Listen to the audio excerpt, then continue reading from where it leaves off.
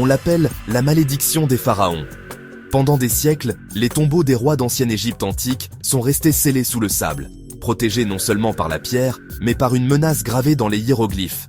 La mort frappera de ses ailes quiconque troublera le sommeil du pharaon.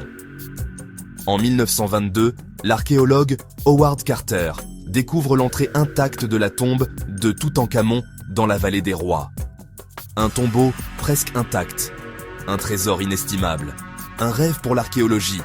Mais quelques mois après l'ouverture, Lord Carnarvon, le financier de l'expédition, meurt brutalement d'une infection après une simple piqûre de moustique.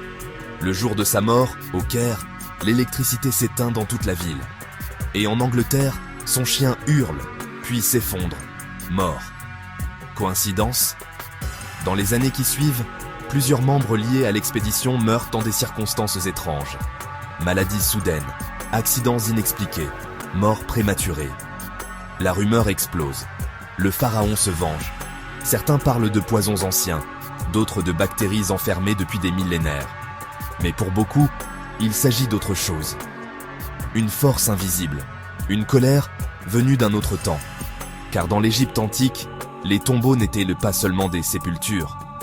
Ils étaient des passages vers l'éternité.